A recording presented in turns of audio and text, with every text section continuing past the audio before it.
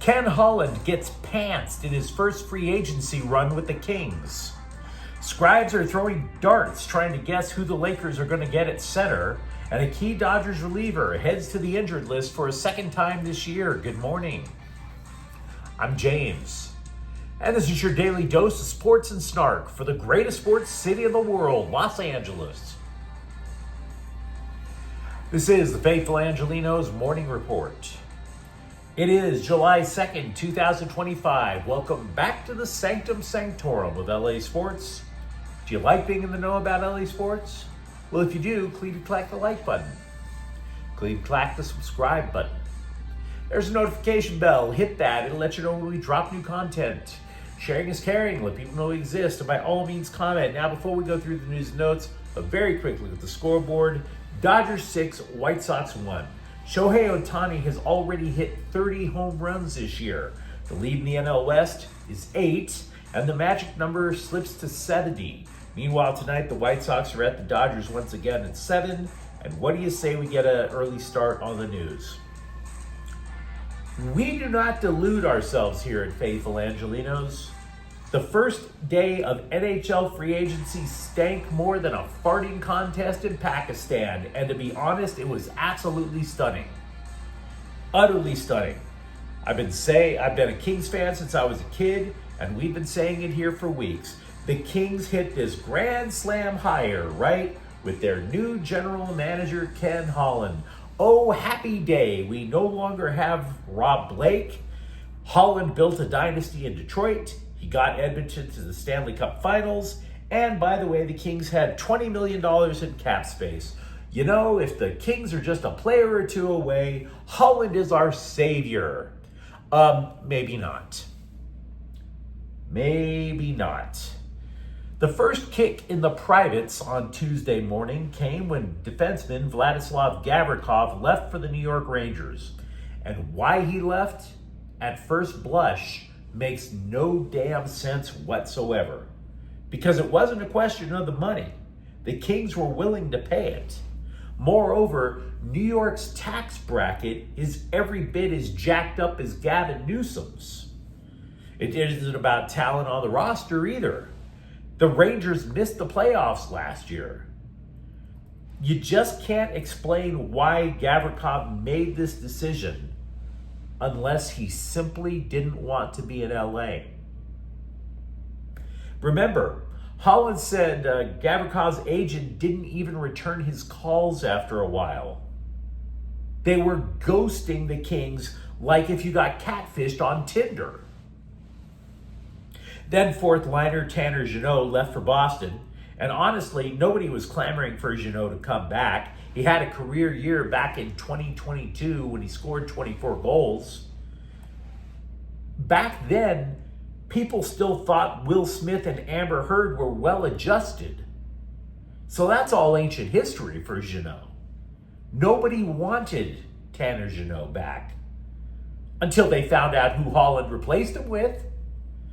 40-year-old former Anaheim Duck and penalty box addict Corey Perry. A guy Kings fans have loathed almost as long as my first ex-wife has hated me. A guy nicknamed the Worm because people can't envision somebody getting lower in the dirt and slime than Corey Perry. Now, Kings PR is going to tell you, hey, we took Perry away from Edmonton, right? Our gain, their loss, right? What they won't tell you is how you can count on this guy to take stupid penalties on a daily basis. Milan Lucic thinks Perry is in the box too much. And Perry's now going to slide into Jeannot's spot in the fourth line. The Kings then added 4 more players with pretty unimpressive resumes. Holland predicted he would need 2 defensemen if he lost Gavrikov, so he signed Cody Ceci and Brian Dumoulin. Both are in the tail end of their careers. So in other words, for 4 consecutive years, the Kings were run out of the playoffs by the cheetah-fast Edmonton Oilers.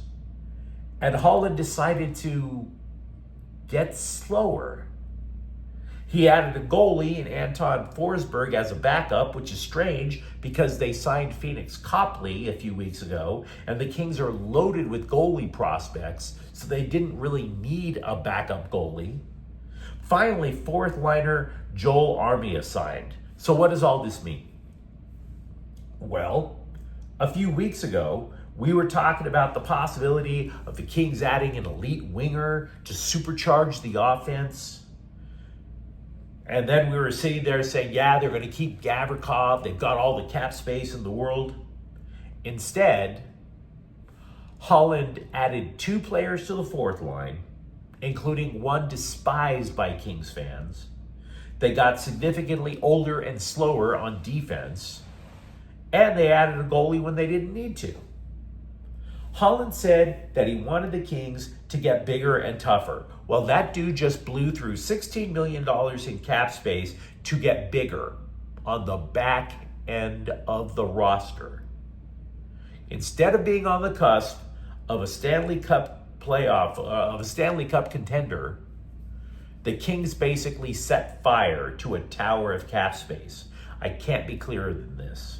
I did not like a single move that the Kings made yesterday. The Kings are going to need Drew Doughty to regain his form next year and not get hurt. Because when he broke his ankle going into last year, Gavrikov was there to bail the Kings out. That's not happening now. Doughty gets hurt. Doughty isn't at top form. It's very easy to envision the Kings being toast. Of course, you let me know what you think in the comments thread. Meanwhile, the press is so scatterbrained about the Lakers' plans at center that they have thrown no fewer than 8 names out there. You could call it journalistic malpractice. You could also say that this reporting looks like a tribe of monkeys throwing feces against the wall. The Athletic, for example, they're reporting that the Lakers have Al Horford on their radar in this desperate search, and that's not particularly helpful. The guy is every bit as old as LeBron James. And he's not a post presence. He likes to shoot from the outside. At this point, the free agent center market, it's totally gruesome to look at. There's Jonathan Kuminga, last of Golden State. Then there's DeAndre Ayton. We went into great deal yesterday about how he's a bigger train wreck than in East Palestine. And there's Horford, who is so old, his social security number is 8. Now, if it matters, and maybe it does, Ayton is represented by the same agency that has Luka Doncic as a client. There's also a website of dubious accuracy called Clutch Points, and they're claiming that the Lakers have called 5 teams about trading for a center. So in other words, nobody knows what the hell is going on. There is no hot inside scoop. If it matters, and it pretty much doesn't, the speculation that we had on this channel was correct about Dorian Finney-Smith. The Lakers only offered him a 2-year deal, whereas Houston offered him 4, and that's why he left. It makes sense, though, that the Lakers would only go for 2. Finney-Smith is coming off ankle surgery, and he's in his 30s.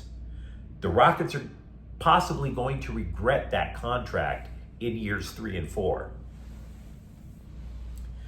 If you're wondering about the Clippers, by the way, they waived center Dave Eubanks because he is not Brook Lopez. Simple as that.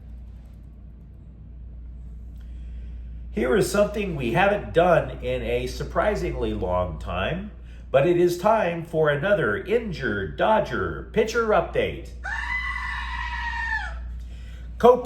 Michael Kopech, made his season debut less than a month ago, and to be frank, he's been pretty damn good. He had 8 consecutive scoreless appearances, and now he has an inflamed knee. So he's on the injured list for a second time this year. Dave Roberts said he hopes the stint will be short. After all, there's no such thing as Tommy John surgery for your knee. The move was also backdated to Saturday, which means if things progress nicely, Kopech can return as soon as July 13th. Will Klein was summoned from the Midwest manure pit to take Kopech's spot. Tyler Glasnow, by the way, will pitch tomorrow for AAA Oklahoma City. They're going to be in Las Vegas. If Glasnow can stretch out his start to 5 innings, it could be his last rehab start. Reliever Edgardo Hernandez, you might recall him, he suffered a broken foot earlier this year. He was sent to pitch for Oklahoma City. Also, Blake Snell and Blake Trinan will face hitters at Dodger Stadium before today's game. There is no timeline, obviously, for either of them to get back to the majors. It's just the first baby step in the process. But you let me know what you think in the comments thread. How much did Ken Holland fail us all in his first free agent foray in LA? For that matter, who do you think the Lakers are taking at center? Your guess is as good as a bunch of journalism school graduates. And if you enjoyed the content, don't forget to subscribe to Faithful Angelenos. We are talking LA sports every single day. Thank you for watching. I'm James, and we'll be back tomorrow. Faithful Angelenos is a Kian Corte El Queso production. Take care.